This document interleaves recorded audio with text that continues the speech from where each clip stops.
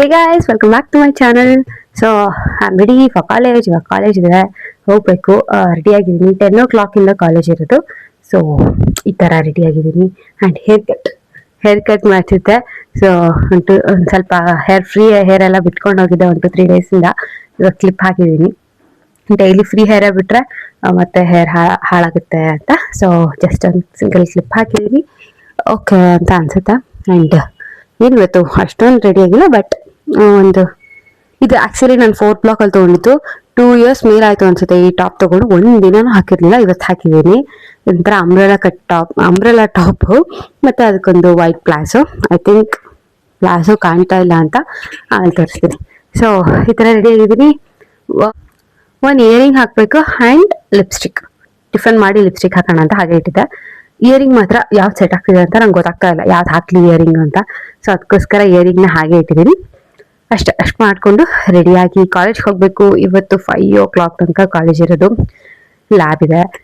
So huge day ಆಗಿರುತ್ತೆ.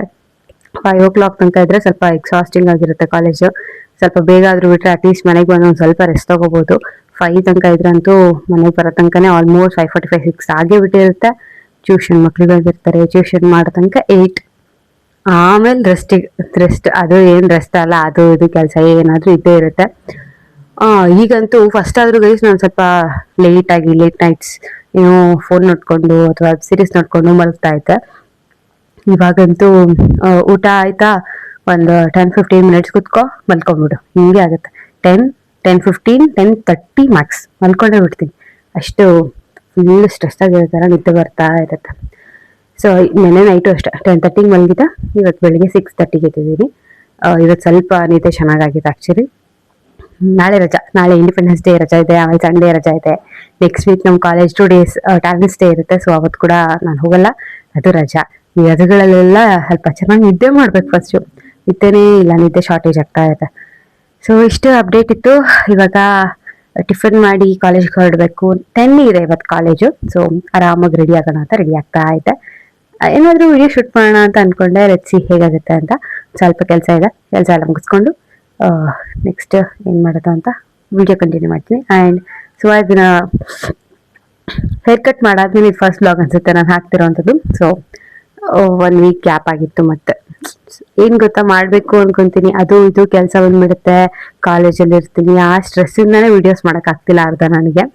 ಇನ್ಸ್ಟಾಗ್ರಾಮ್ಗೆ at least ಹೇಗೋ ಒಂದು ಟೈಮ್ ಮಾಡಿಕೊಂಡು ಸ್ವಲ್ಪ ಮಾಡಿಬಿಡ್ತೀನಿ. ಯೂಟ್ಯೂಬಿಗೆ ಒಂದು ಸ್ವಲ್ಪ ಟೈಮ್ ಡೆಡಿಕೇಟ್ ಮಾಡಬೇಕಾಗುತ್ತೆ. ಸೊ ಸ್ವಲ್ಪ ಕಷ್ಟ ಆಗ್ತಿದೆ, ಬಟ್ ಅಲ್ಲಿ ಮೇಕ್ ಶ್ಯೂರ್ ನಾನು ರೆಗ್ಯುಲರ್ ಆಗಿ ಅಪ್ಲೋಡ್ ಮಾಡ್ತೀನಿ ವೀಡಿಯೋಸ್ನ. ಗೈಸ್, ಪೂಜೆ ಮಾಡೋಕ್ಕೆ ಬಂದಿದ್ದೀನಿ. ಆ್ಯಂಡ್ ಇಲ್ಲಿ ನೋಡಿ, ಅದೆಷ್ಟೇ ಲಕ್ಷಣವಾಗಿ ಅಂದರೆ ಡೈಲಿ ಲಕ್ಷಣವಾಗಿ ಕಾಣುತ್ತೆ, ಆಗಲ್ಲ. ಬಟ್ ಇವತ್ತೊಂಥರ ಇನ್ನೂ ಚೆನ್ನಾಗಿ ಕಾಣ್ತಾ ಇದೆ ದೇವರು. ಸೊ ಈ ಥರ ಇದೆ. ಬೇಗ ಬೇಗ ಪೂಜೆ ಮಾಡಿ ಹೋಗ್ತೀನಿ. ಕೃಷ್ಣಾಯ ವಾಸುದೇವಾಯ ಹರೇ ಪರಮಾತ್ಮನೇ ಪ್ರಣತಃ ಕ್ಲೇಶನಾಶಾಯ ಗೋವಿಂದಾಯ ನಮೋ ನಮಃ. ಗೈಸ್, ರೊಟ್ಟಿ, ಇದು ಅವರೆಕಾಳು ಸಾಂಬಾರ್ ಆ್ಯಂಡ್ ಅವರೆಕಾಳು ಪಲ್ಯ. ಗೈಸ್, ಜಸ್ಟ್ ಟಿಫನ್ ಮಾಡ್ತಾ ಇದ್ದೆ, ಹಾಗೆ ಒಂದು ಥಾಟ್ ಬಂತು ಮೈಂಡ್ಗೆ.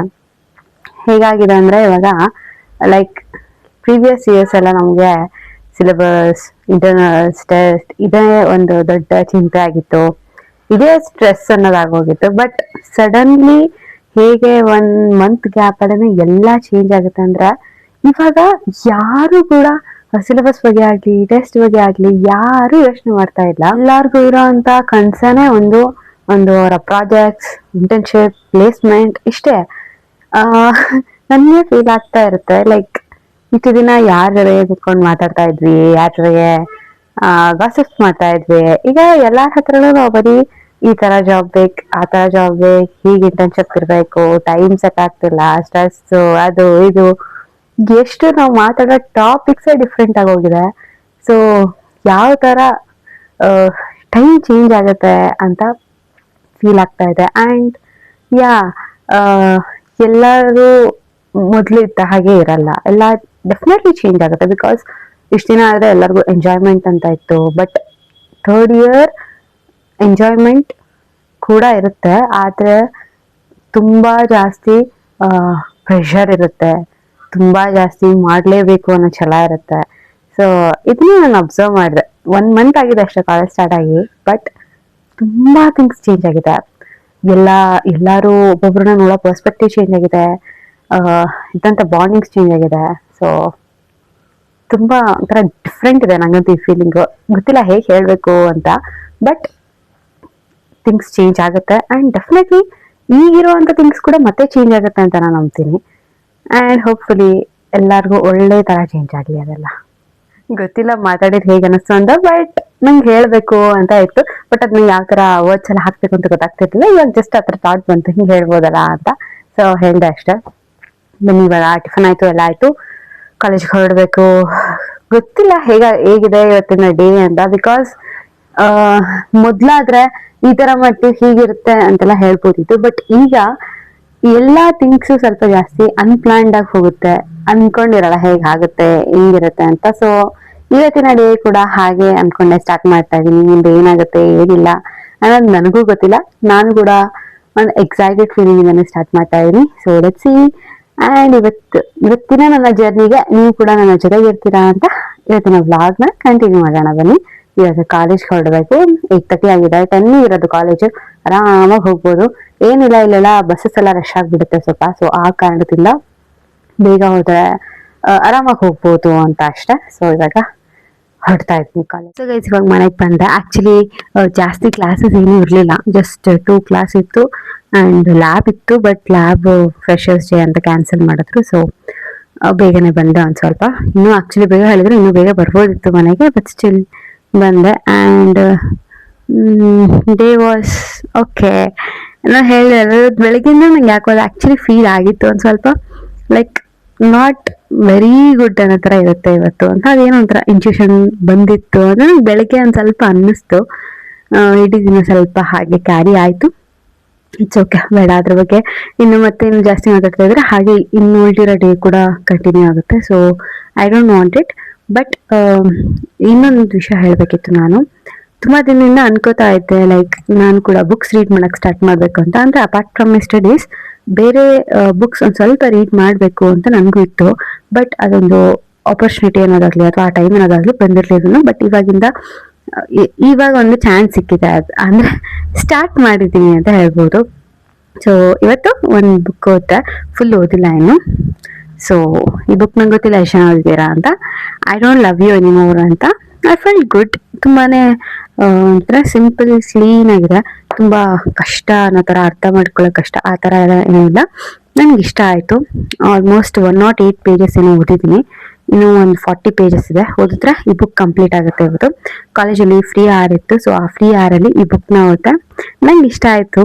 ಆ್ಯಂಡ್ ನನ್ಗೆ ಅನ್ಸೋದು ಅಂದರೆ ಈ ಬುಕ್ಸ್ ಸ್ವಲ್ಪ ಅಂದರೆ ಡೆಫಿನೆಟ್ಲಿ ಬುಕ್ಸ್ ಎಲ್ಲರೂ ಓದ್ಬೋದು, ಹಾಗೆಲ್ಲ ಏನಿಲ್ಲ. ಬಟ್ ಇದೆಲ್ಲ ಒಂದು ಸ್ವಲ್ಪ ಡೀಪಾಗಿ, ಒಂದು ಸ್ವಲ್ಪ ಹಿಂಗಂತಾರೆ ಯೋಚನೆ ಮಾಡೋರಿಗೆ, ಓವರ್ ಥಿಂಕರ್ಸ್ಗೆ, ಅಥವಾ ಯಾವುದು ತಿಳ್ಕೊಳಕ್ಕೆ ಇಷ್ಟ ಇರೋರಿಗೆ ಇವೆಲ್ಲ ಸ್ವಲ್ಪ ಜಾಸ್ತಿ ಒಂಥರ ಮನ್ಸಿಗೆ ನಾಟುತ್ತೆ ಅಂತ ಅನ್ಬೋದು.